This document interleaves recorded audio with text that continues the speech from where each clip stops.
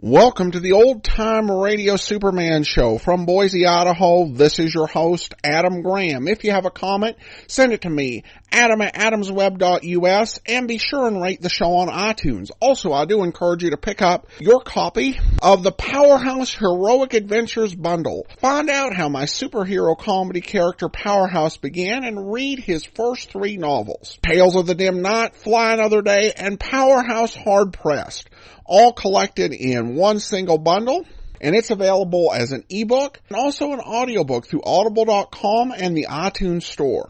Alright, well now it's time for today's episode of Superman. The original air date, June the 24th of 1948, and this one is The Secret of Meteor Island, Part 9. Faster than a speeding bullet, more powerful than a locomotive, able to leap tall buildings at a single bound. Look, up in the sky. It's a bird. It's a plane. It's Superman.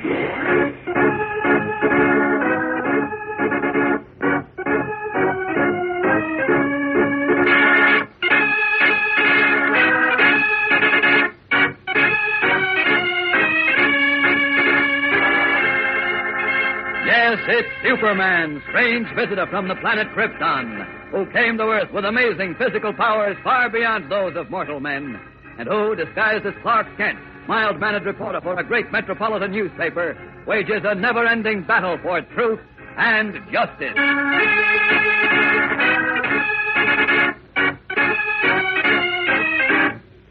Today, urged by Superman, Mayor Perry White takes to the radio to warn the great city of Metropolis that it is in peril. All citizens of Metropolis are warned to beware of several huge diamonds which have been smuggled into the city.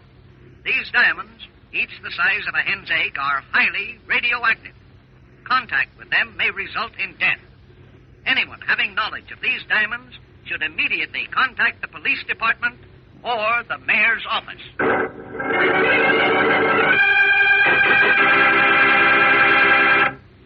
Gang, supposing you were walking down the street one day, loaded down with $1 that you'd earned, and suddenly a stranger comes up to you, gives you the glad hand, and makes a proposition. For $1, one small dollar, the 10th part of $10, he says, I'll sell you this beautiful box I have in my hand. You look, you see its big, interesting-looking box, nicely wrapped up in red, white, and blue trimmings. The only hitch is you can't see what's inside. Now, honestly, would you give that guy your hard-earned buck for a fancy package that contains you don't know what? Well, you'd need your head examined if you did, because only a sucker would buy a package without opening it up and seeing what's inside first. Now, ideas are pretty much like packages, and people are always trying to sell you ideas which all too often are wrapped up in such fancy trimmings you can't see what you're buying. Also, more often than not, their favorite colors are red, white, and blue. Well, don't be fooled, gang. Be smart enough to examine each idea for what it's worth. Inspect it carefully and evaluate it before you accept it. For you know that no matter how beautifully an idea is wrapped up in patriotic lingo, it isn't patriotic, it isn't American, if it's designed to make you think one man is better than another because of his race, religion, or where his people came from. It isn't American if you stop a man from speaking his mind just because you don't happen to agree with him. So always take a good look at the inside of an idea, boys and girls. See what it really means, what it's worth in believing in. Then buy it.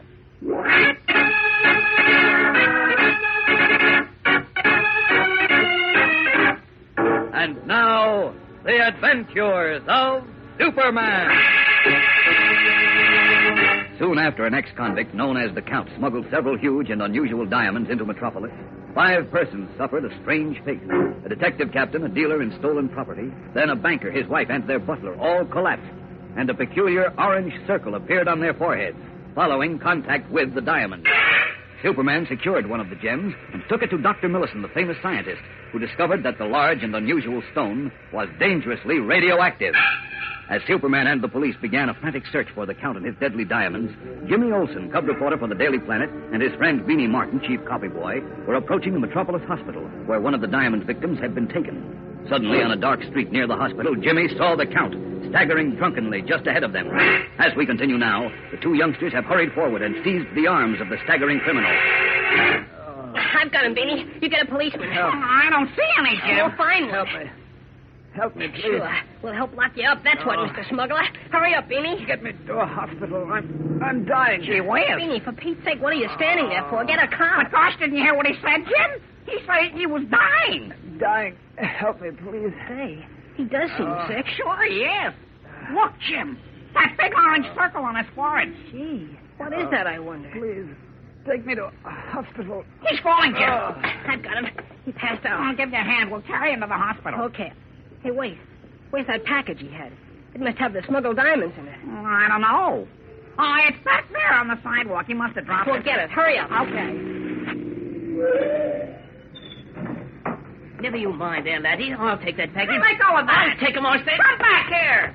Hey, what's happening, Beanie? That guy grabbed the diamond. Hey, come back here. Come back here, you Sleeping lizards. He shot at us. Police, he hit the cow. Holy smokes. Gee whiz, Jim, what'll we do? Beat it up to the hospital quick and get help, Beanie. Then call Mr. Ken and the police. I'm going after that guy. Taxi! Taxi!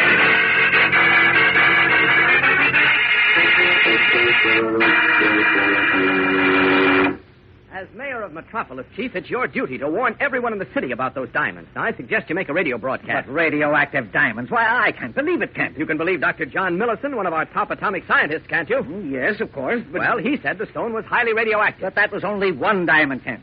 And it's out of circulation now. No, There's but no reason to alarm the whole city needlessly. You don't understand, Chief. There are at least 11 other just as dangerously radioactive diamonds in Metropolis. There are? Yes. The Count smuggled in about a dozen. The diamond I found on Baldy Critchell, the fence, is just one of that lot. Now, wait. Who said it was? Oh, what's the difference, Chief? Baldy Critchell was seen leaving the Count's hotel room just before Captain Donovan of the Detective Bureau got there. And the stone I found on Critchell is exactly like the ones Donovan saw in the Count's room. So the Count must have sold it to Critchell. Now, wait a minute, Kent. Wait a minute. If the Count's diamonds are so radioactive, how come he and everybody else on the boat he smuggled them in on weren't killed? Because the stones were coated with some special ore-like or lead substance which prevented the release of the active rays. But the coating had cracked, undoubtedly, after the Count got off the boat. Great Caesar, it sounds fantastic. It's true. So let's not waste any more time. Until the Count and those 11 diamonds are taken out of circulation, anyone who comes near them is in danger of his life. Now, I suggest you make a radio broadcast to the whole city, warning everyone that if they come... Just a minute, Kent. Hello? Mayor White speaking. Who? Oh, Vinny. Well, what do you want? Yes, he's here, but... What? What's that? What's the matter, Chief? Great Caesar's ghost. Where are you now? I see. Well, wait a minute. Wait, I said. Now, listen. Oh, shucks. You stay right where you are. You understand? We'll be right out. That was Beanie Martin, Kent. He and Jim ran into the Count. Great Scott, where? As near as I could make out from Beanie's excited jabber, they were outside the Metropolis Hospital. Somebody got shot. What? And Jim ran after somebody else. I couldn't make much out of it. I'll hop out there at once. Now, wait a minute, Kent. I'll check with you later, Chief. So long. Out of these clothes. This is a job for Superman. There we are. All set. Now, out to the Metropolis Hospital. Up, and away!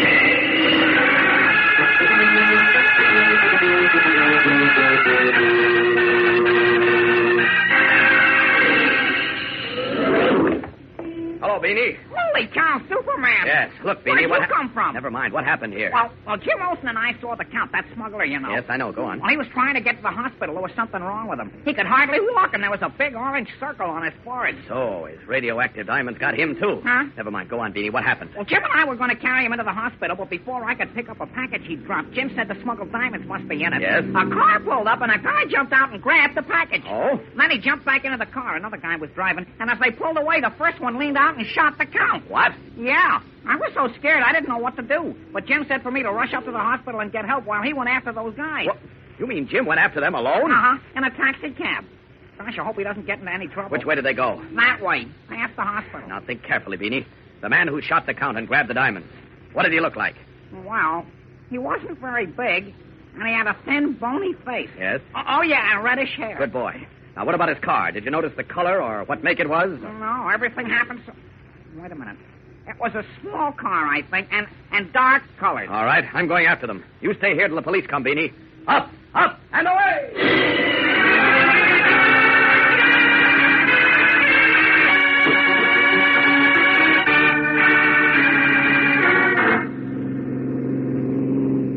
There they go, turning back into the park. Don't lose them, driver. I see them. That's twice they've turned in and out of the park. They must be wise that we're trailing them. Only we'd see a squad car or a motorcycle cop. Yeah. I'm not too keen on getting close to those gunmen. Just trail them so we know where they go. Then we'll get the police. Hey, they're stopping. Yeah. So are we, buddy. And we're not going up any closer. Why not? Well, I don't want to take no chances. Look. Them got... Huh? One of them's getting out of the car. It's the one who grabbed the diamonds and shot the Count. Hey, the other one's driving off. Want to follow him? No. I'm going to trail the one who got out. He's the murderer, and he must have the diamonds in that box or whatever it is he's carrying. Here's the bill. Keep the change. Hey, wait. You can't chase after that guy alone in this park. It's dark. I've got to. But you'll have to get killed. I'll be careful. I won't let him see me. Look, you find some cops and send them after me. So long.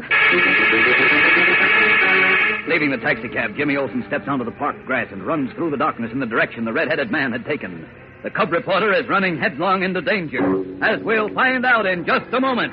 So keep listening.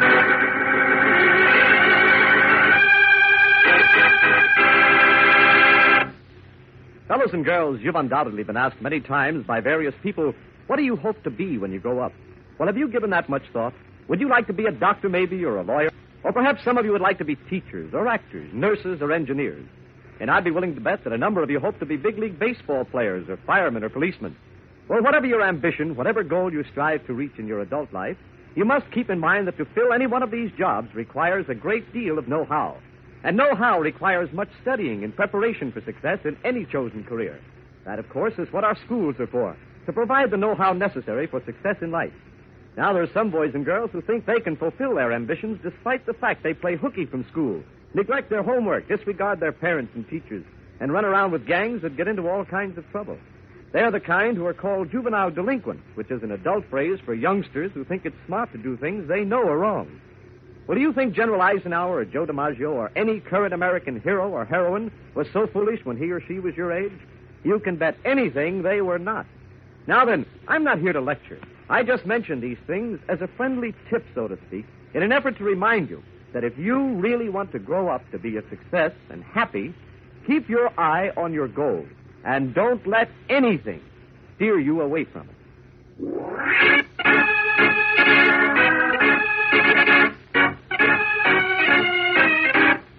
And now, back to the adventures of Superman. Pursuing the man who had shot the Count and seized the smuggled diamonds, cub reporter Jimmy Olsen raced across an open stretch of park lawn. Now he has stopped before a dark, quiet lagoon, the blackish water gleaming in the light of a pale moon. On both sides of him are shadowy clumps of bushes, and the man he pursued is nowhere to be seen. I don't see him. Where'd he go?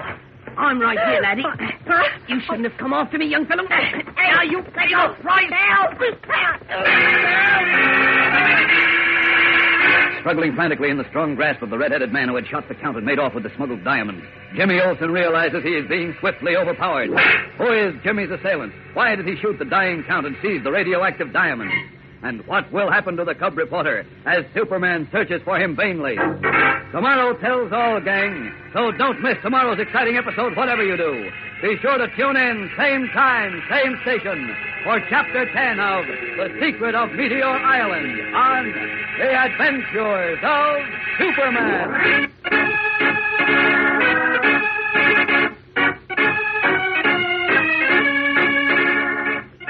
Superman is a copyrighted feature appearing in Superman DC comic magazines and is brought to you Monday through Friday at the same time. Watch for the Superman Adventure serial soon to be shown at your local movie theater. This program came to you from New York. Stay tuned to your mutual station for Adventure Parade, which follows in just a moment. And right after Adventure Parade, you'll hear Tom Mix and his Ralston Straight Shooters. This is the Mutual Broadcasting System.